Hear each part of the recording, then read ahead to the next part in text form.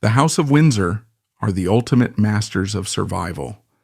To keep their throne, they erase their German name and sacrifice their own blood relations to the firing squads. But that ruthlessly constructed facade finally shattered the night a black Mercedes crashed in a Paris tunnel. From 1917 to the present day, this is the story of a dynasty that proves the cost of the crown is always paid in human happiness. At this volatile moment in history, the royal family was not known as Windsor, but as the House of Saxe-Coburg and Gotha, a name that clattered with heavy Germanic sounds and served as a constant reminder of their foreign roots. King George V, the man wearing the British crown, was the grandson of Queen Victoria and her German husband Prince Albert, speaking with a heavy accent and surrounded by German relations, including his own cousin Kaiser, Wilhelm II, the very man Britain was fighting to the death. The atmosphere in the streets was poisonous, with the anti-German hysteria reaching a fever pitch as shopkeepers, with foreign names, saw their windows smashed and even dachshunds were kicked to death in the street simply for looking too German. The breaking point came on June 13, 1917, when a squadron of German heavy bombers flew over London in broad daylight and dropped their payload on a school in Poplar, killing 18 children instantly. When the dust settled, the public looked at the wreckage and realized the aircraft were Gotha bombers, meaning the machines that killed their children bore the same name as their king. This coincidence created a visceral and unforgivable connection in the public mind, leading the famous author H.G. Wells to publicly brand the court as alien and uninspiring, a comment that shook King George V to his core, realizing that if they remained Saxe-Coburg and Gotha, they would not survive the war. The king and his private secretary, Lord Stamfordham, began a desperate search for a new identity that would be solid, ancient, and indisputably British. They considered names like Tudor, Stuart, and Plantagenet, but each carried too much historical baggage or sounded too foreign, until Stamfordham looked out the window at the royal residence and suggested Windsor. It was perfect, evoking the strength of the ancient fortress and the very soil of England, leading to the royal proclamation on July 17, 1917, where George V declared that all descendants of Queen Victoria in the male line would henceforth bear the name Windsor. With the stroke of a pen, the German dynasty vanished, and they scrubbed their identity clean to save their jobs. But changing the stationery was the easy part. The new House of Windsor had to prove its loyalty in a way that required a much darker sacrifice, involving the king's own twin in Russia. Tsar Nicholas II of Russia was George V's first cousin, closest friend, and fellow monarch, a man who looked so much like the king that they would often dress in matching uniforms to prank guests at family weddings.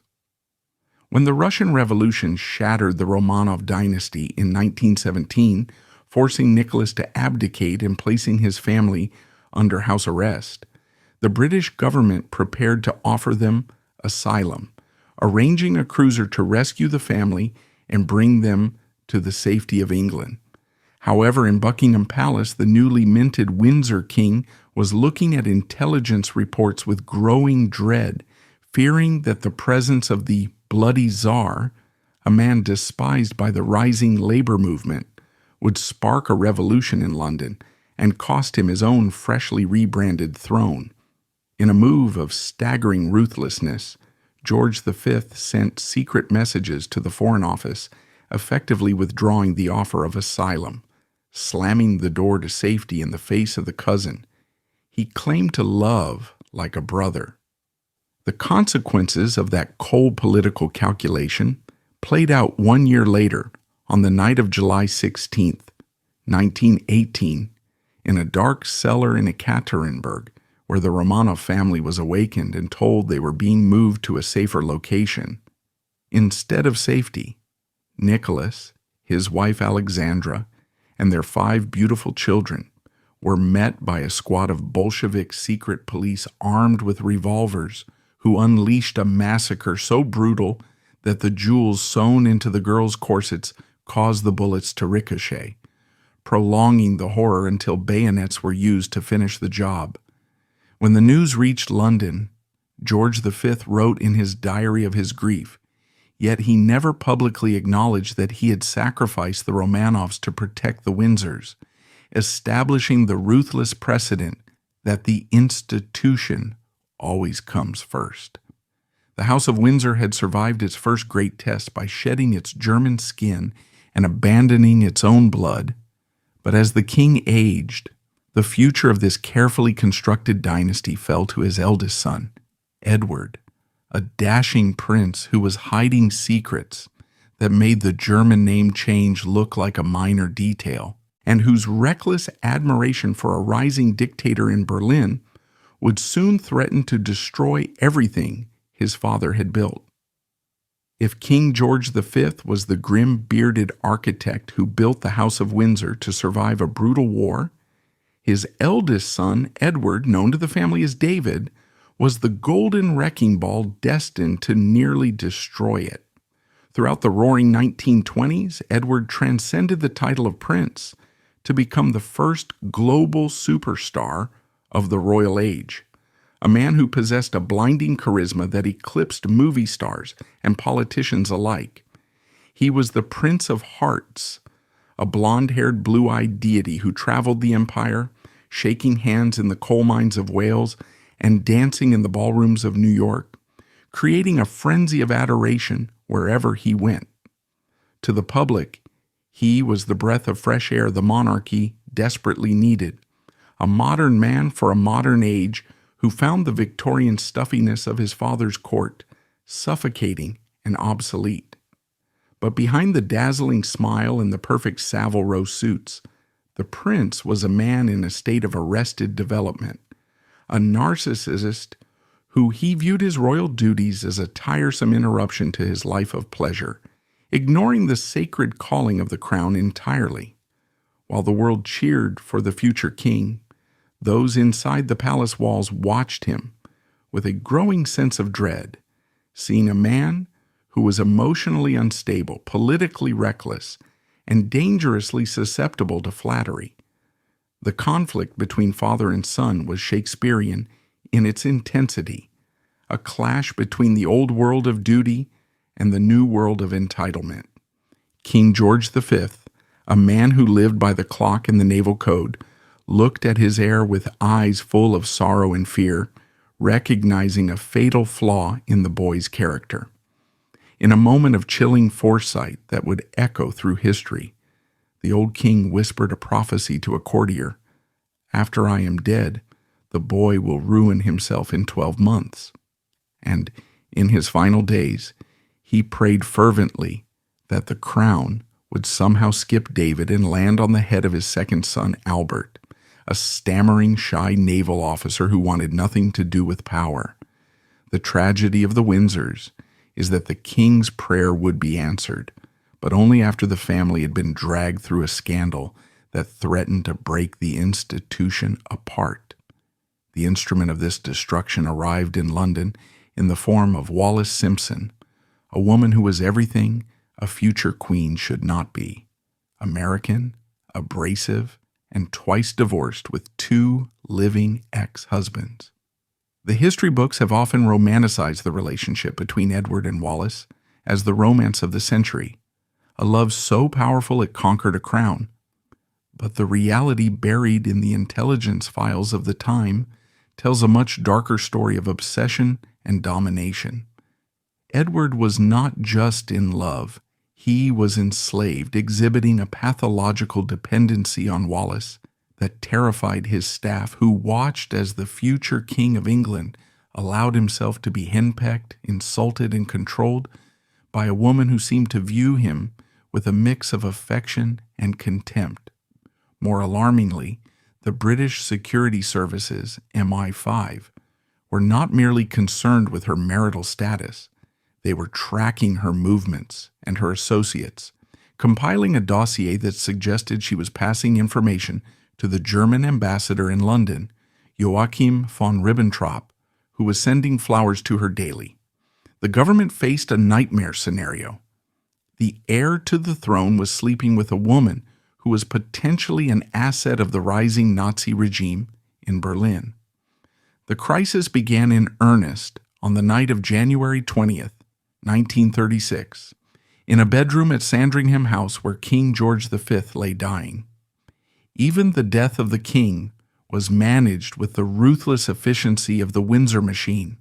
His physician, Lord Dawson of Penn, decided that the king's death should be timed to meet the printing deadline of the morning edition of the Times, which was considered the only appropriate newspaper to break such news. In a final act of medical regicide, the doctor injected the unconscious monarch with a lethal overdose of morphine and cocaine, ending his life at 11:55 p.m., ensuring the headline would be dignified, but signaling that in this family, appearance always trumped humanity. Edward VIII was now king, but from the moment he ascended, he behaved less like a constitutional monarch and more like a dictator in waiting, dismissing courtiers who had served his father for decades, leaving state papers unread in open view where anyone could see them, and spending his weekends at Fort Belvedere with Wallace, ignoring the red boxes of government business that piled up on his desk. By the autumn of 1936, the whispers in high society had turned into a roar, and the inevitable collision between the king and his government finally occurred.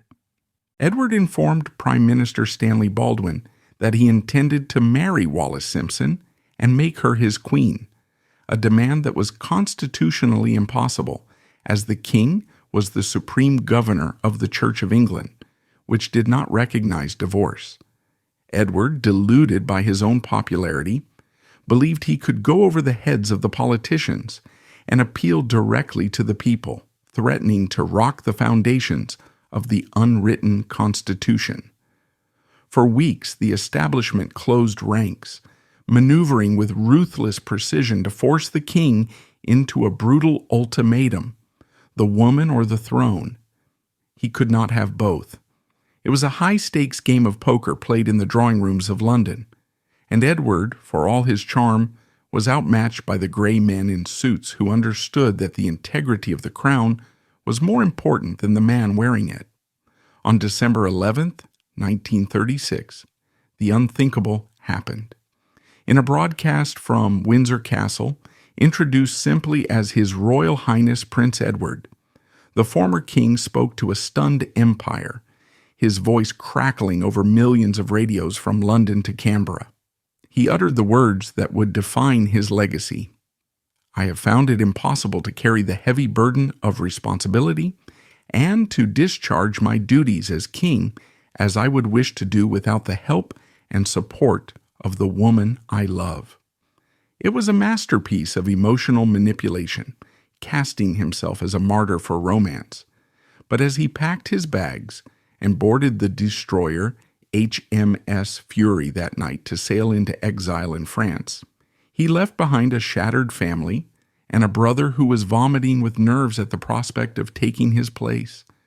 The golden boy had quit, and the spare Albert was forced to step into the light, taking the regnal name George VI to project a stability he did not feel, a man so crushed by the weight of the crown that he sobbed on his mother's shoulder for a solid hour when he realized his fate. But the story of Edward's betrayal did not end with his abdication.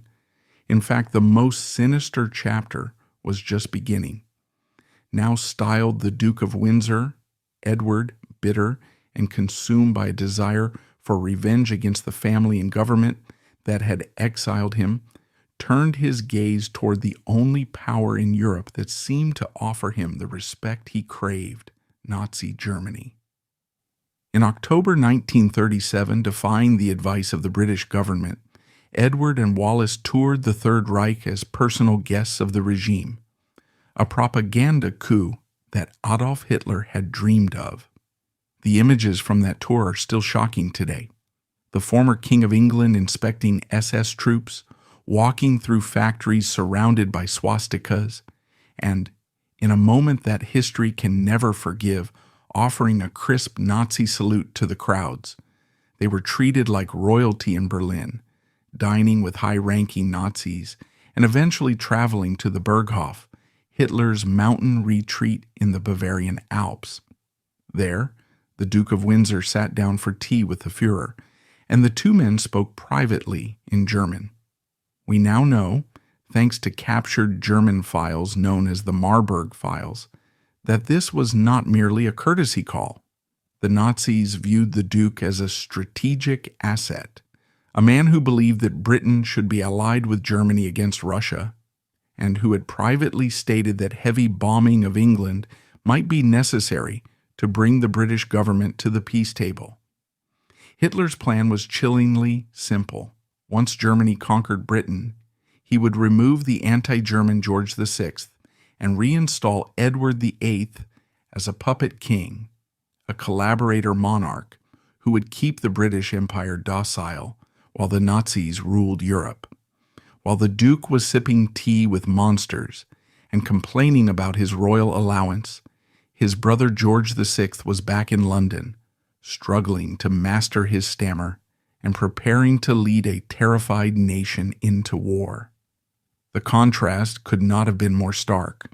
One brother burned down his heritage for his own ego, leaving the other, a physically weak man, to stand alone against the coming darkness. As the storm clouds of World War II broke in 1939, the House of Windsor was a house divided, with the true king fighting for survival in London, and the shadow king waiting in the wings across the channel, watching the bombs fall on the country he once ruled, and perhaps secretly hoping for the enemy to win. By the late 1940s, the House of Windsor had survived the abdication and the fires of World War II, but the cost was etched into the face of King George VI, a man who looked 20 years older than his age, his body ravaged by the stress of leadership and the chain smoking that was slowly killing him. Into this exhausted gray world stepped a figure of raw, dangerous vitality, Philip of Greece and Denmark.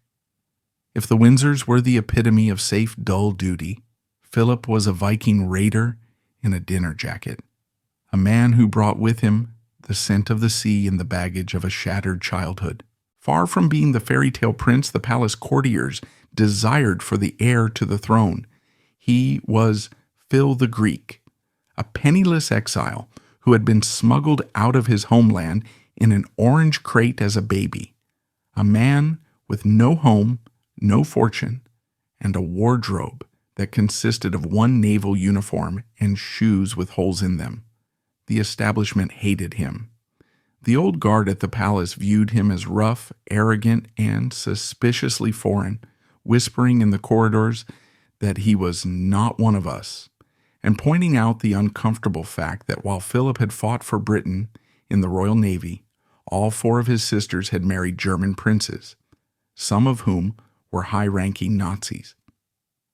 The marriage of Elizabeth and Philip in 1947 was a love match, but for Philip, it was also an act of total submission to the machinery of the state. Before he could walk down the aisle at Westminster Abbey, he had to be scrubbed clean of his past. The palace demanded he renounce his Greek and Danish royal titles, forcing him to become a simple British commoner. He had to convert from the Greek Orthodox religion to Anglicanism. Worst of all, he had to find a surname, as he essentially didn't have one. He adopted the name Mountbatten, the anglicized version of his mother's family name, Battenberg, signaling his complete assimilation into the British system. The man who had survived a tragic, lonely childhood by being fiercely independent was now entering a golden cage where his only job was to walk 2 steps behind a woman, a role that chafed against his alpha male temperament like sandpaper. On the morning of his wedding, he was chain-smoking, looking like a man marching to the gallows rather than an altar, realizing that by gaining a princess, he was losing himself. As the 1950s dawned, the tragedy of the Windsors shifted from the scandals of the past to the slow, painful death of the present king. George VI was dying of lung cancer, his arteries hardening, his breath short, a shadow of the man he used to be. The most heartbreaking image of this era was captured on January 31st, 1952, at London Airport. The king stood on the tarmac in a biting, freezing wind, waving goodbye to Elizabeth and Philip as they embarked on a Commonwealth tour to Kenya in his place. The photographs show a man with a gaunt, ravaged face, his eyes filled with a terrible, knowing sadness. He knew, and his daughter likely suspected, that he was saying goodbye forever. He stood there, bareheaded in the cold, watching the plane disappear into the clouds, the dutiful sovereign until the very last second of his life. 6 days later, deep in the forests of Kenya, at a remote lodge called Treetops, Princess Elizabeth climbed up a fig tree to watch the wildlife, unaware that history was shifting beneath her feet. Thousands of miles away at Sandringham House, the king's valet entered his bedroom with a cup of tea and found George VI dead in his bed, his heart finally stopping after years of strain. The code word Hyde Park Corner was flashed across the secure lines to Downing Street, signaling that the king was dead and the new Elizabethan age had begun. But in Kenya, the news did not arrive via official channels. It came via a journalist. It fell to Philip to tell his wife that her father was gone and that the weight of the crown was now upon her head. Far from triumph, his reaction was one of pure devastation. A friend who was there described seeing Philip look as if half the world had been dropped on him. He knew instantly that their carefree life as a young naval couple was over, annihilated in a single second by the death of a man he loved, and the duty that now enslaved them both. The return to London was a somber descent into reality. When the plane door opened, a black dress was brought on board, so the new queen would not be seen stepping onto British soil in colorful clothes. She descended the stairs not as Lilibet, the naval wife, but as Queen Elizabeth II, a figure of stoic remoteness. But for Philip, the accession brought a final humiliating blow that would poison his relationship with the establishment for years. He assumed, according to tradition, that the royal house would now take his name, becoming the House of Mountbatten, just as Queen Victoria's line became Saxe-Coburg and Gotha after Prince Albert. He was wrong. Queen Mary, the formidable grandmother, and Winston Churchill, the Prime Minister, conspired to ensure the name remained Windsor. They feared the Mountbatten name sounded too German, too ambitious, and they crushed Philip's desire with ruthless efficiency. When told that his wife and children would never bear his name, Philip exploded in a rage that echoed through the empty corridors of the palace, shouting, "I am nothing but a bloody amoeba. I am the only man in this country not allowed to give his name to his own children." It was the ultimate castration of his identity, the final proof that, in the House of Windsor, the crown consumes everything, leaving even the husband of the queen as nothing more than a nameless servant to the institution. If Queen Elizabeth II was the monochrome symbol of unshakable duty, a woman who erased her own personality to become the living embodiment of the state, her younger sister, Princess Margaret, was a technicolor explosion of rebellion, glamour, and profound unresolved pain. In the drab gray years of post-war Britain, Margaret was the original royal superstar, the Diana of her day before Diana was even born. She was petite, violet-eyed, witty, and possessed a waistline that was the envy of Paris, and a haughtiness that terrified the servants. While Elizabeth was raised to be the vessel of the crown, Margaret was raised with no defined role other than to be the spare, the supporting act who was expected to shine brightly but never outshine the queen, a psychological trap that would define and ultimately destroy her life. She was the one who brought allure and Hollywood charisma to Buckingham Palace, smoking cigarettes in long holders, drinking gin at noon, and staying up until 4 a.m. listening to jazz records. But beneath the furs and the diamonds lay a woman who was desperately lonely, searching for an anchor in a family that viewed emotion as a weakness. The tragedy of Princess Margaret began with a quiet, intimate gesture that the cameras were never meant to see. On the day of her sister's coronation in 1953, amidst the medieval pageantry and the weight of history, a journalist caught Margaret waiting outside the abbey.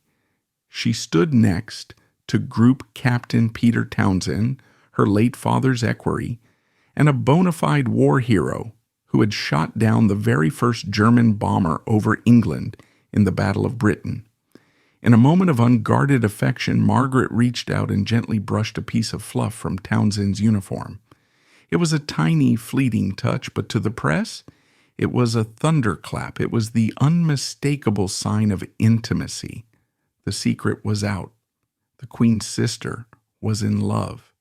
But Peter Townsend was not just a commoner. He was impossible. He was 16 years her senior, a father of 2, and, most damningly in the eyes of the 1950s establishment, he was a divorced man.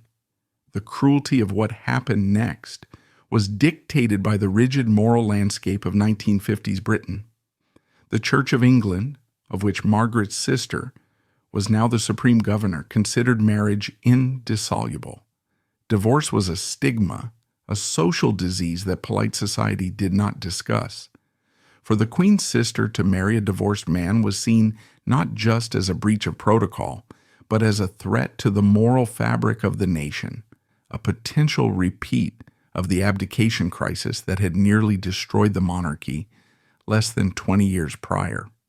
The system, that invisible network of courtiers, bishops, and politicians who actually run the monarchy, immediately mobilized to crush the romance.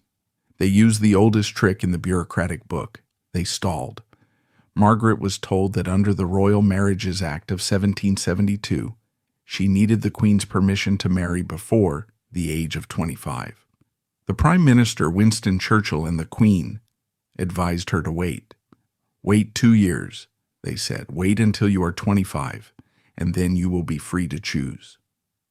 It was a lie designed to buy time, hoping the passion would cool, or that the public would forget. Townsend was essentially banished, sent away to a diplomatic post in Brussels, exiled from the woman he loved by the very institution he had served with such loyalty. For 2 agonizing years, Margaret and Peter wrote letters across the Channel, holding on to the promise that her 25th birthday would bring their liberation. But when that day finally arrived in 1955, the trap snapped shut. The government and the palace revealed the fine print of their freedom. Yes, Margaret could marry Townsend, but the price would be absolute annihilation. She would be stripped of her royal title, her income from the civil list would be cut off, and she would be forced to leave the country and live in exile, effectively becoming a stateless private citizen. She was given a brutal ultimatum: choose the crown or choose love. You cannot have both. The decision shattered her. On October 31st, 1955, Princess Margaret issued a statement that sounded like a funeral dirge for her own happiness, words that had clearly been drafted by lawyers and bishops. I would like it to be known that I have decided not to marry Group Captain Peter Townsend. The statement read, I have been aware that, subject to my renouncing my rights of succession, it might have been possible for me to contract a civil marriage, but mindful of the Church's teachings that Christian marriage is indissoluble and conscious of my duty to the Commonwealth, I have resolved to put these considerations before others. The public saw a noble sacrifice, a princess choosing duty over desire, but the reality was a woman broken by the threat of poverty and ostracization. She had looked into the abyss of becoming another Duke of Windsor, exiled and irrelevant, and she blinked. She chose the gilded cage because it was the only home she knew. The aftershocks of this decision rippled through the rest of her life, transforming the vibrant young princess into a tragic, brittle figure. Having been denied the man she loved, Margaret threw herself into a life of performative hedonism, as if trying to prove that she could still find happiness in the material world. In 1960, she married Anthony Armstrong Jones, a Bohemian Society photographer who became Lord Snowdon. On paper, it was a glamorous union, the first royal marriage to be televised, ushering in the swinging 60s with a mix of Kensington Palace tradition and artistic rebellion. But underneath, it was a disaster. Both were strong-willed, volatile, and prone to cruelty. The marriage descended into a vicious cycle of drinking, screaming matches, and infidelity. They would play hateful games at dinner parties. Snowdon would leave notes in Margaret's books with messages like, "You look like a Jewish manicurist and I hate you." Margaret retreated further into her own private fiefdom, spending her days on the Caribbean island of Mustique, a playground for the rich where she could play queen in a kingdom of sand. But the sunshine could not hide the darkness growing inside her. She began to drink heavily, starting with vodka at lunch and ending with whiskey at night, smoking 60 cigarettes a day, her health deteriorating along with her public image. The press, who had once adored her as the fairy tale princess, turned on her, painting her as a lazy, parasitic royal hanger-on who did nothing but party while the country struggled. She became the cautionary tale of the House of Windsor, the living proof of what happens when the institution crushes the human spirit. She had stayed loyal to the system, but the system had left her empty, a woman with a title but no role, a sister to a queen, but a stranger to happiness. While Margaret was drowning in gin and regret on her island hideaway, the poisonous legacy of the Windsor education was already warping the next generation inside the palace nursery. The victim this time was the heir himself, Prince Charles. The catastrophe that would later consume the monarchy had its roots in the profound loneliness of Charles's youth. He was a sensitive, artistic soul born into a family that valued stoicism and military toughness above all else. His childhood was an emotional desert where physical affection was rationed like wartime sugar. He was famously greeted by his parents after a 6-month royal tour, not with a hug, but with a handshake. His education was not designed to nurture his spirit, but to harden it, most notably at Gordonstown, the remote Scottish boarding school chosen by his father, Prince Philip. Charles hated it, calling it Colditz in Kilts, a place where he was bullied relentlessly by boys who taunted him for his years and his title while the staff turned a blind eye to build his character. He grew up feeling like an alien in his own family, desperate for approval that never came, creating a vacuum in his heart that he would spend the rest of his life trying to fill. In the absence of a close bond with his parents, Charles turned to his great-uncle, Lord Louis Mountbatten, a naval hero and the ultimate royal power broker, who became the prince's honorary grandfather. Mountbatten was a Machiavellian figure who loved Charles, but viewed him as a project to be managed, instilling in the young prince a dangerous philosophy about love and duty that would plant the seeds of future disaster.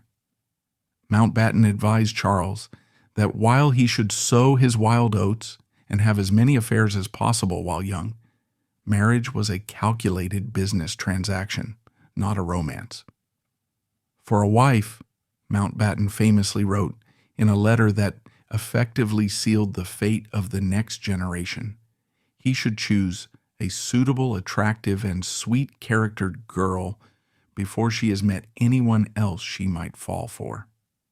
In the codified language of the British upper class, this meant one thing: the future Queen of England had to be a blank canvas, a girl without a past that the press could not exploit. This obsession with purity collided violently with reality in the early 1970s, when Charles met Camilla Shand. Camilla was everything the prince needed. She was earthy, confident, maternal, and possessed a wicked sense of humor that cut through the pomp of his royal existence. She did not fawn over him. She treated him like a man, not a monument, and for the first time in his life, Charles felt truly seen and understood. They fell deeply in love, a connection so visceral that it terrified the palace courtiers. Camilla was from the right social class, but she had a reputation. She had a romantic past. She was known to be in an on-and-off relationship with Andrew Parker Bowles, and she was considered too fast for the heir to the throne. The system, that invisible coalition of Mountbatten, the Queen Mother, and the courtiers, decided that Camilla was suitable for a mistress, but impossible as a queen. In a move of calculated cruelty, they orchestrated a breakup, arranging for Charles to be deployed overseas with the Royal Navy for 8 months to cool the relationship. While he was away, essentially helpless in the Caribbean, Camilla was encouraged to marry Andrew Parker Bowles, closing the door on Charles forever, or so they thought. When Charles returned to England, he was devastated to find the woman he loved married to another man, a heartbreak that left him drifting and vulnerable as he approached his 30th birthday. The pressure on him to marry and produce an heir began to mount with suffocating intensity. The press dubbed him the Playboy Prince, but the headlines masked a deep depression and a sense of panic. He was dating a string of aristocratic women, but none measured up to Camilla, who remained his closest confidant and shadow companion, the phantom limb of his emotional life. The situation reached a breaking point in August 1979 when the IRA assassinated Lord Mountbatten, blowing up his fishing boat off the coast of Ireland. The death of his mentor shattered Charles, removing the only stabilizing force in his life and leaving him terrified of facing the future alone. In his grief, he resolved to do what his grandpapa had always told him: stop searching for love and start searching for the perfect candidate. He needed a woman who ticked all the boxes of the relentless Windsor checklist. She had to be an aristocrat. She had to be a Protestant. She had to be docile enough to accept the constraints of royal life. And above all, she had to be without a past. It was a search for a sacrificial lamb, not a partner.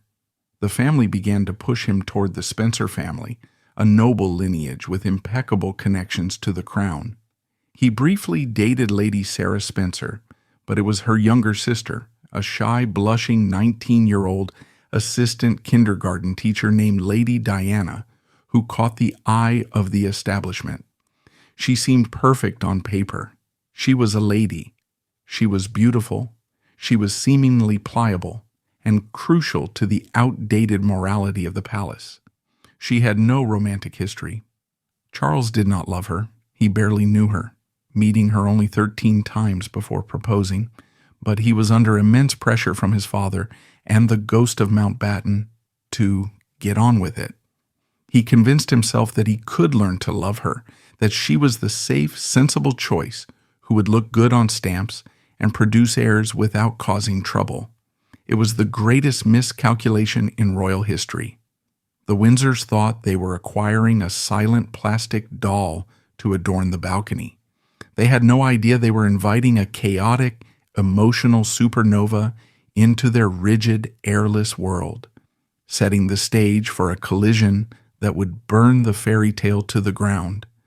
If the 1970s were the years of secrets, 1981 was the year of the spectacular lie, a 12-month period where the House of Windsor staged the greatest piece of theater in its history to convince the world that the monarchy had secured its future. The engagement of Prince Charles to Lady Diana Spencer was presented to the public as the final chapter of a storybook romance. A shy, aristocratic teenager swept off her feet by the dashing heir to the throne. But the reality was a frantic, terrifying collision of two strangers who barely spoke the same emotional language. The cracks in the foundation were visible from the very first moment they sat down to tell the world their news. During their official engagement interview, when a reporter innocently asked if they were in love, Diana replied with an immediate girlish "of course," while Charles paused, looked down at his shoes, and muttered the chilling addendum, "whatever in love means." To the millions watching at home, it was just Prince Charles being philosophical. To Diana, it was a dagger to the heart, the first confirmation that she was merely a prop in this union, never a partner. In the months leading up to the wedding, she was left isolated in Buckingham Palace, wandering the long, empty corridors, while Charles continued to see Camilla, sending her flowers and bracelets even as his wedding to another woman approached. Diana began to shrink, literally and metaphorically, her waistline vanishing as the stress triggered the onset of a devastating eating disorder, bulimia nervosa, a physical manifestation of her internal scream that she was losing control of her own existence. On July 29, 1981, the world stopped to watch the wedding of the century, a broadcast that reached 750 million people in 74 countries, a global hallucination of happiness that cemented the Windsor status as the ultimate celebrity family. As Diana stepped out of the glass coach at St. Paul's Cathedral, dragging a 25-foot train of antique lace and silk taffeta, she looked like the living embodiment of a fairy tale princess, but inside her head she felt, in her own later words, like a lamb to the slaughter.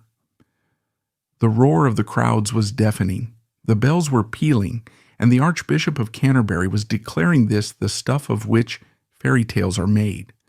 But as she walked down the aisle, Diana was scanning the congregation not for friends, but for the face of Camilla Parker Bowles, who she knew was sitting in the pews, watching the man she loved marry the woman she had approved.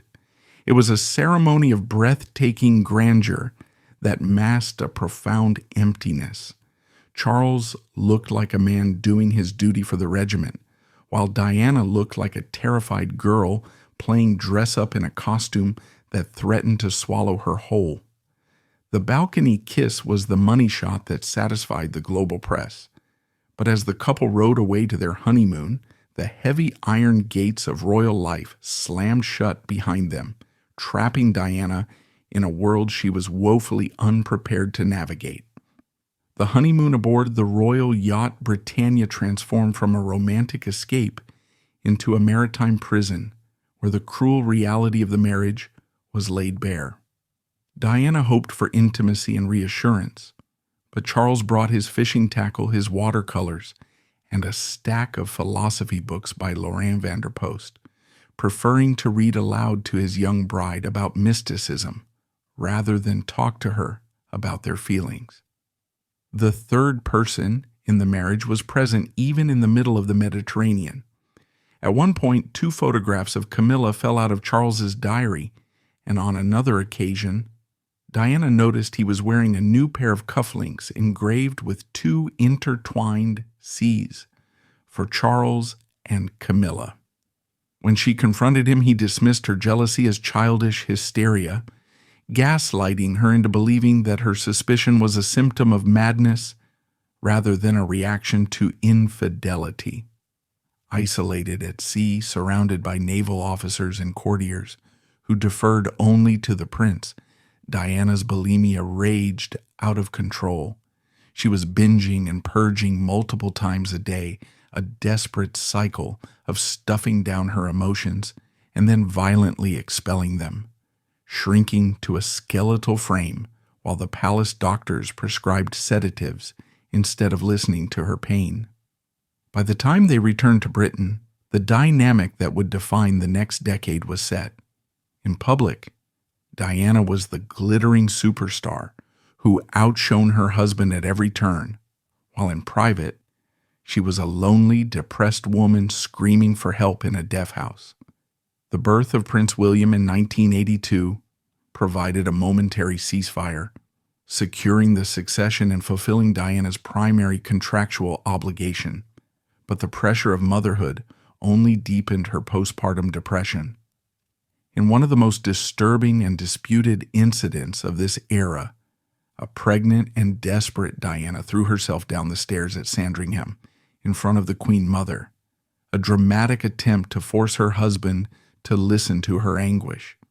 Charles, according to Diana's account, simply stepped over her and went out riding, viewing her distress not as a tragedy, but as an embarrassing lack of discipline. The royal family, conditioned by generations of stiff upper lip stoicism, viewed Diana's emotional outbursts, her eating disorder, and her need for affirmation as signs of mental instability, labeling her mad and difficult rather than recognizing her as a victim of their coldness. As the mid-1980s approached with the birth of Prince Harry, the marriage had effectively disintegrated into a sham partnership maintained solely for the cameras. Charles had drifted back into the arms of Camilla, finding solace in a woman who demanded nothing from him and understood the rules of the aristocracy, leaving Diana to realize that she had been discarded the moment she had provided an heir and a spare. But the Windsors had made a fatal miscalculation. They assumed Diana would fade into the background like a dutiful royal wife, suffering in silence like generations of women before her. They did not understand that they had created a media monster, a woman who had learned to use the camera lens as a weapon. By 1985, Diana was no longer the shy kindergarten teacher. She was hardening, evolving, and beginning to realize that if the family would not give her love, the public would, and she could use that adoration to build a power base that would eventually threaten the very existence of the throne itself. By 1986, the fairy tale was not just dead, it was decomposing, and the House of Windsor had entered a period of civil war that was unprecedented in its ferocity. Inside the walls of Kensington Palace, Prince Charles and Princess Diana were leading entirely separate lives, communicating largely through memos and secretaries, while maintaining a public facade of unity that was becoming increasingly impossible to sustain.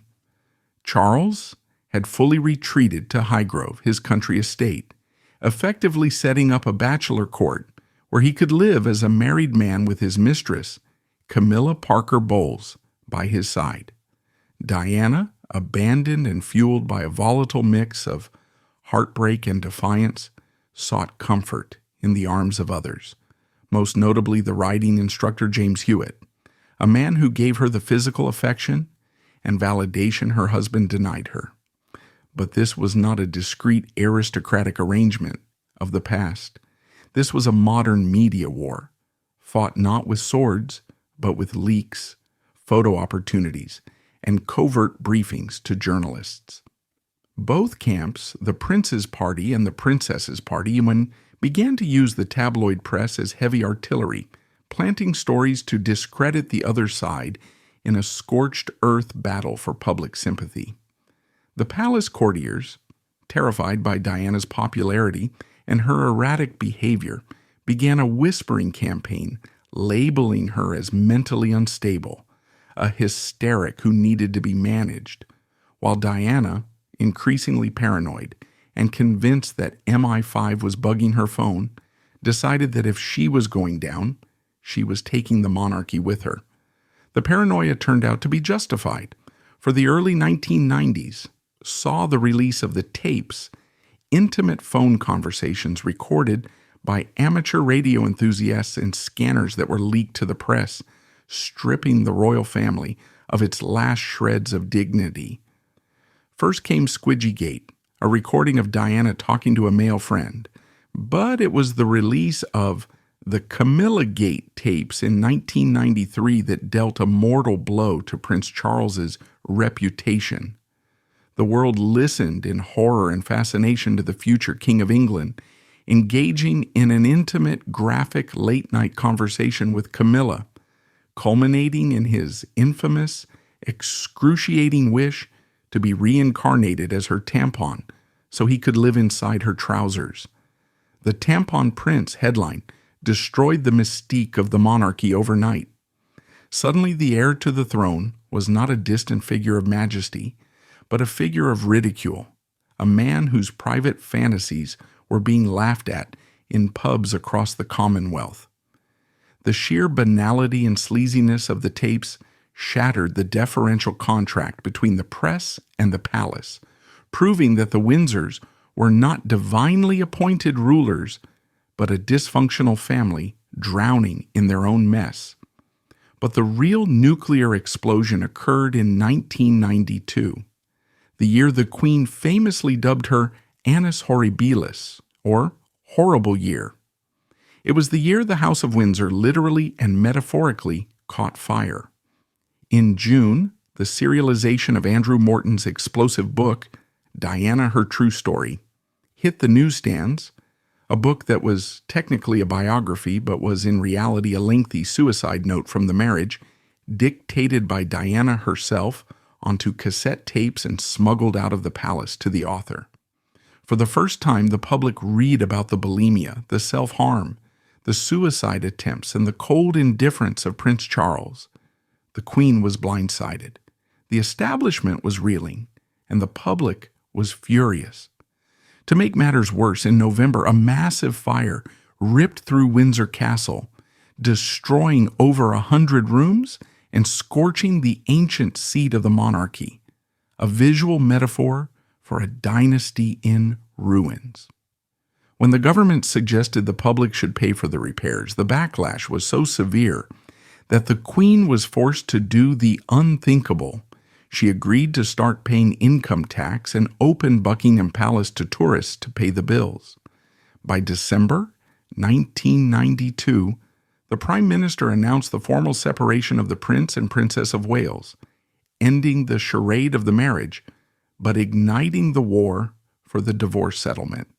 The final phase of this war was fought on primetime television, a duel of interviews that would change the monarchy forever.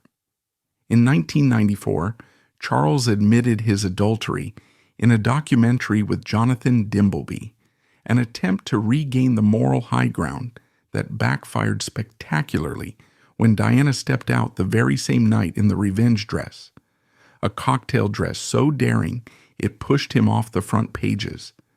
But Diana had saved her deadliest weapon for last.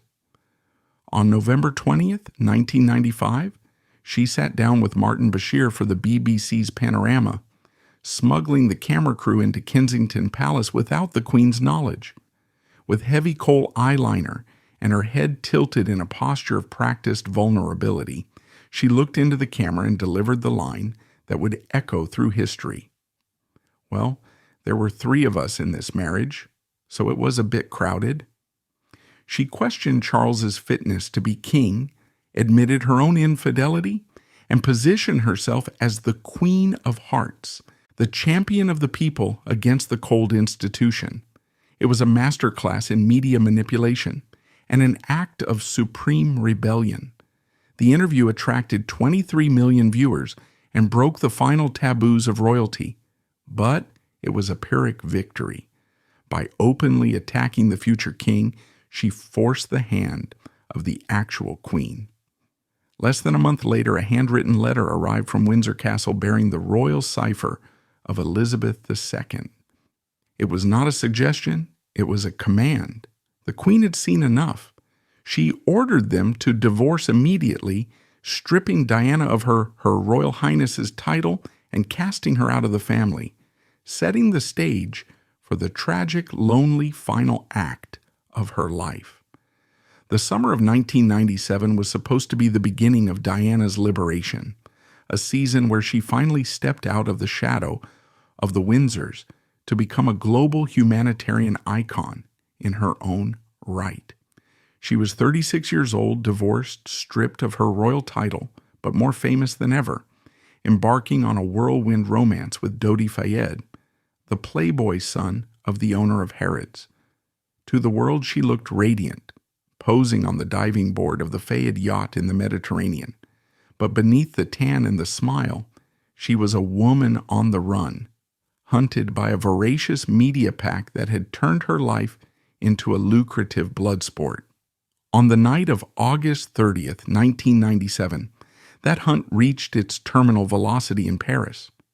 After a chaotic dinner at the Ritz Hotel, Diana and Dodi attempted to flee the paparazzi swarming the front entrance by slipping out the back into a waiting black Mercedes S280. It was a fatal miscalculation.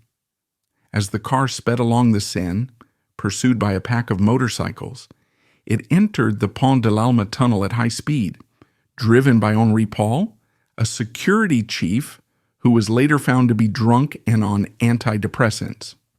At 12:23 a.m., the Mercedes clipped a white Fiat Uno, lost control, and smashed into the 13th concrete pillar of the tunnel. The crash didn't just kill the passengers, it smashed the facade of the British monarchy into a million irreparable pieces. The immediate reaction to the crash revealed the terrifying chasm between the House of Windsor and the people they ruled.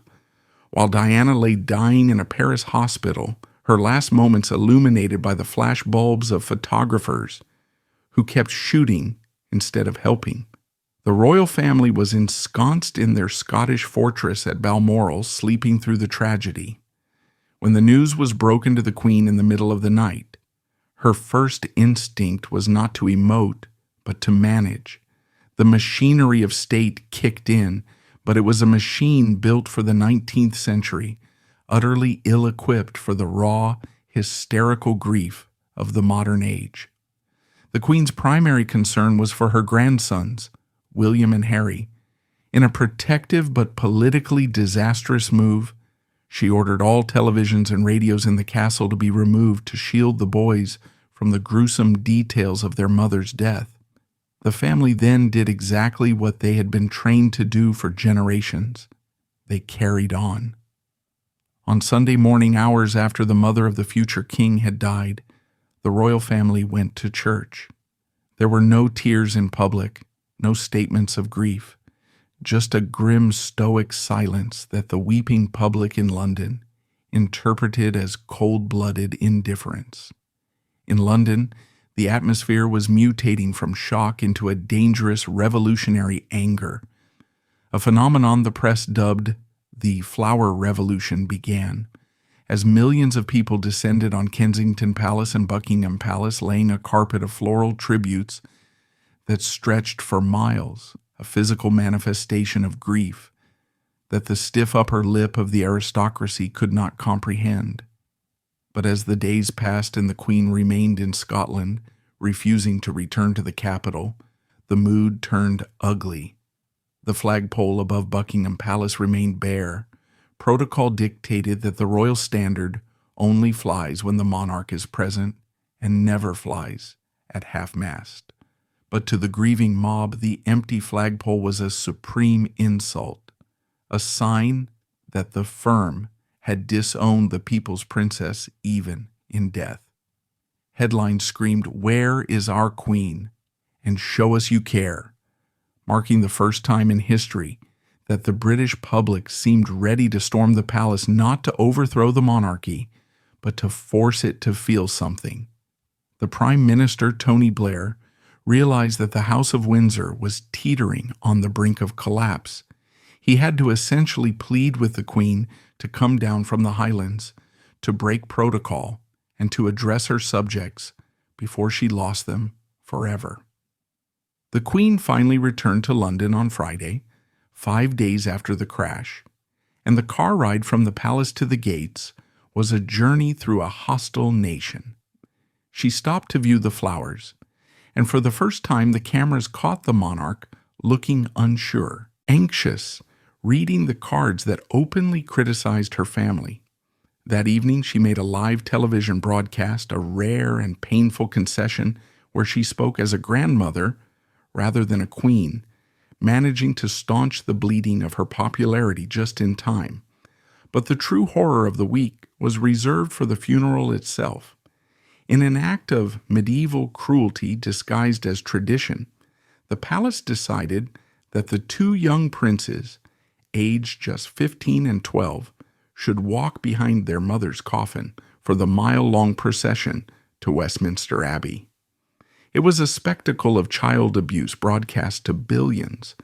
Prince Harry would later recall the trauma of that walk, the sound of wailing crowds, the clatter of horses' hooves, and the crushing weight of the world's eyes on his grief.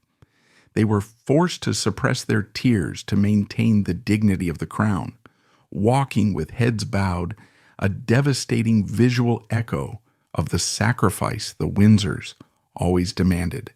Feelings must be buried so the show can go on. The funeral service at Westminster Abbey delivered the final stinging blow to the old guard in the form of the eulogy given by Diana's brother, Charles, Earl Spencer. Standing in the pulpit, facing the royal family who sat stony-faced in the pews, Spencer unleashed a thinly veiled attack that electrified the congregation and the world. He pledged to protect William and Harry from the royal environment, vowing that their blood family would ensure their souls were not simply immersed by duty and tradition, but could sing openly. It was a direct declaration of war against the Windsor ethos, accusing them of stifling Diana's humanity. When he finished, a sound was heard that had never been heard in the Abbey before: applause. It started outside with the crowds listening on loudspeakers and rolled inside like a thunderclap, forcing the congregation to join in. The Queen sat motionless as the applause washed over her, a deafening signal that the era of unquestioned deference was dead. Diana was gone, buried on an island at her family estate, but she had left behind a changed world, a traumatized son who would eventually leave the family, and a monarchy that had survived the earthquake, but was now standing on a fault line that would never truly heal. As the new millennium dawned, the House of Windsor embarked on a painstaking project of reconstruction, rebuilding the battered image of the monarchy on the shoulders of the two young princes, William and Harry. To the public, the brothers appeared to be a united front, bound together by the trauma of the tunnel in Paris, walking side by side through life as the heir and the spare. For a decade, the narrative held. William was the dutiful, stoic king in waiting, while Harry was the lovable, rebellious rogue, the war hero who fought the Taliban in Afghanistan and charmed the world with his mother's touch. The arrival of Kate Middleton, a middle-class girl with an iron backbone, seemed to complete the picture, creating a golden trio that promised a modern, relatable future for the crown. But this image of fraternal unity was a mirage. Beneath the surface, the ancient, corrosive dynamic of the monarchy was eating away at their bond. William was being groomed for the throne, fed by the men in gray suits, who taught him that the institution matters above all else, while Harry was left to drift in a gilded vacuum, struggling with unresolved grief, medicating his pain with alcohol, and slowly realizing that his role was to be the scapegoat for the hierarchy, the Plan B, whose failures made the heir look better by comparison. While the world focused on the young princes, a far darker rot was festering at the very heart of the family, centered on the Queen's rumored favorite son, Prince Andrew. For years, Andrew had operated with a sense of arrogance and entitlement that harked back to the absolute monarchs of old, earning the nickname Air Miles Andy for his lavish taxpayer-funded travel. But his friendship with the convicted American predator Jeffrey Epstein was not just a PR problem. It was a moral catastrophe waiting to detonate. Even after Epstein's conviction in 2008, Andrew maintained the relationship, staying at Epstein's New York mansion and inviting the financier to royal estates. When the scandal exploded globally in 2019, Andrew agreed to a BBC Newsnight interview that was intended to clear his name, but instead became 58 minutes of televised suicide. Sitting in Buckingham Palace without a shred of empathy for Epstein's victims, Andrew offered bizarre, nonsensical alibis, claiming he couldn't have been intimate with his accuser, Virginia Giuffre, because he was at a Pizza Express in Woking, and asserting that a medical condition prevented him from sweating. The interview stripped away the veil of royal majesty to reveal a man of staggering delusion and privilege, forcing the Queen to do what she hated most, fire her own son. Andrew was stripped of his royal duties and vanished into the shadows. But the damage was done. The Windsors were no longer just seen as dysfunctional. They were seen as being adjacent to criminality, protected by a ring of steel that shielded them from the laws that governed ordinary citizens. But if Andrew was the rot, Harry and his new wife, Meghan Markle, were the earthquake. When Meghan arrived on the scene in 2016, she was hailed as the breath of fresh air the monarchy desperately needed. An American, self-made, biracial woman who could connect the ancient institution to a multicultural commonwealth. The wedding at Windsor Castle in 2018, with a gospel choir singing "Stand By Me," felt like a turning point in British history, a moment of genuine modernization. However, the culture clash inside the palace was immediate and violent. Meghan, a professional woman used to using her voice, found herself silenced by a hierarchy that demanded total submission. She was expected to be a silent ornament, but she kept speaking. The British tabloids, sensing a new villain to drive sales, turned on her with a ferocity that carried distinct racial undertones, running headlines about her being straight out of Compton and criticizing her for the exact same behaviors that Kate Middleton was praised for. Harry, watching his wife being hounded, saw the ghost of his mother. He saw the cameras, the tears, and the isolation, and he realized with terrifying clarity that history was repeating itself. Inside the palace, the Fab Four facade crumbled into a bitter civil war between the Sussexes and the Cambridges. The leak machine was reactivated with stories about Meghan making Kate cry, or vice versa, and Harry shouting, "What Meghan wants, Meghan gets," dominating the news cycle. Harry grew convinced that the palace courtiers were actively briefing against his wife to protect the more important brand of William and Kate, sacrificing the spare to keep the air clean. The breaking point came not with a shout, but with a whisper. During a tour of South Africa in 2019, a visibly broken Meghan told an interviewer, "Not many people have asked if I'm okay." It was the sound of the canary dying in the coal mine. Realizing that the firm would never protect them and that staying meant the destruction of their mental health and their marriage, Harry and Meghan made the nuclear decision to leave. In January 2020, they dropped the Megxit bombshell on Instagram, announcing their intention to step back as senior royals. The reaction from the establishment was one of icy fury. The Queen summoned the family to the Sandringham Summit, a tense showdown in the library of the country estate where the terms of the divorce were hammered out. Harry wanted a half-in, half-out model, serving the Queen while earning his own money, but the monarchy is a binary system. You are either a subject or a sovereign. You cannot be both. The Queen laid down the law with ruthless finality. If they wanted freedom, they had to lose everything else. They were stripped of their His Royal Highness's styles. Harry was stripped of his beloved military titles, and their security was removed. The message was brutal and clear. Outside of the fold, you are nothing. As Harry and Meghan boarded a plane to California, leaving behind the rainy gray of London for the uncertain freedom of America, the House of Windsor was left smaller, wider, and fractured.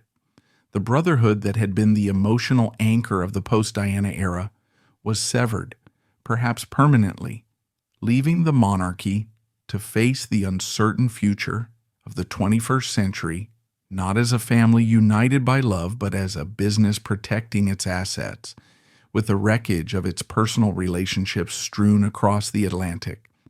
The end of the Second Elizabethan age did not come with the roar of a cannon or a sudden crisis, but with a quiet, rain-swept afternoon in the Scottish Highlands. On September 8, 2022, at Balmoral Castle, the place where she had always been happiest, Queen Elizabeth II breathed her last, taking with her the silence and the stoicism that had held the House of Windsor together for 70 years. When the code phrase "London Bridge is down" was whispered over secure lines to the Prime Minister, it signaled more than just the death of a 96-year-old woman.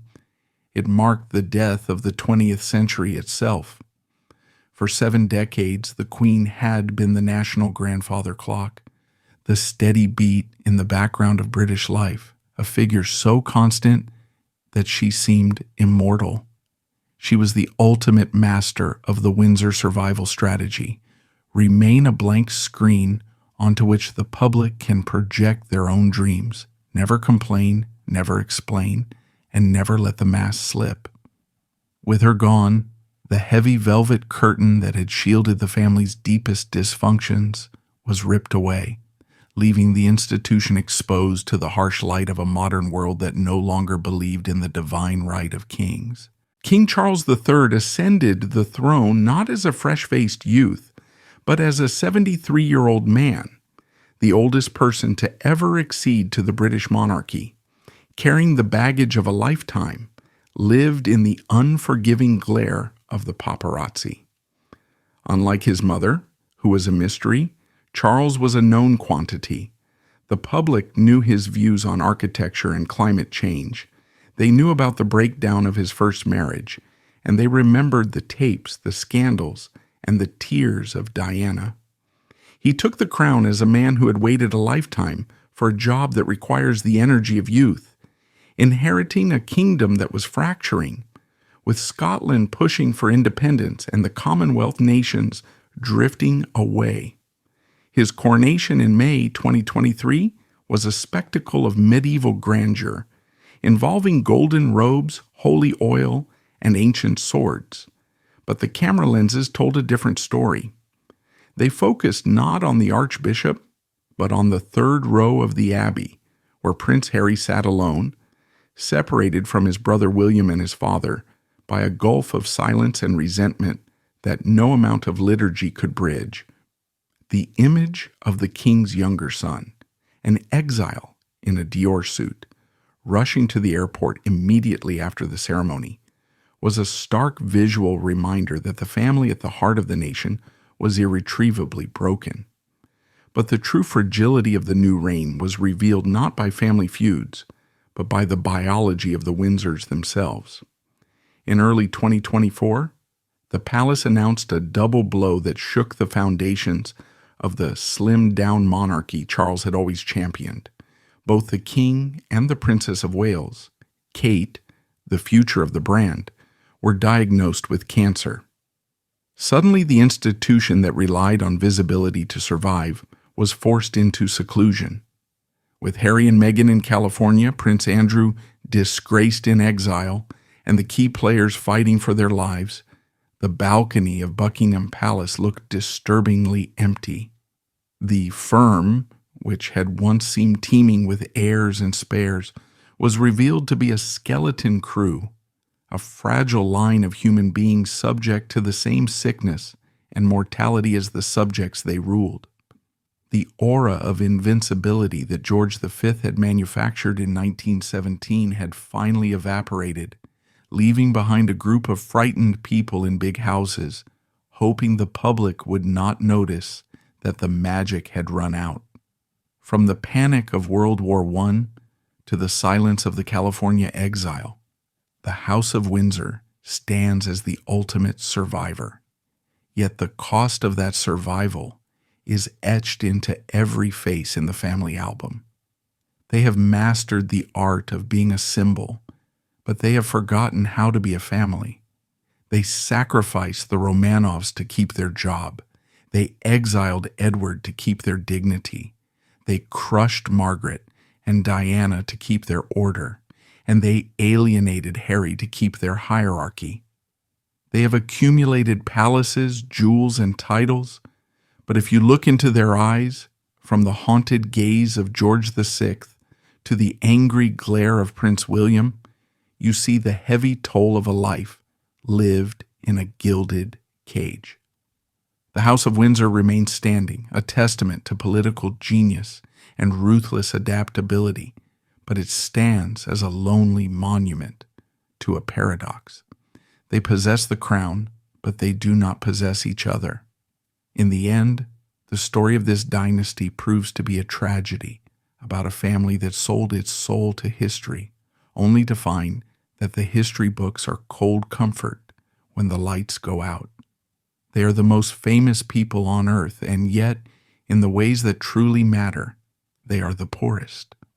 The crown has won, as it always does, but the human beings beneath it have lost everything.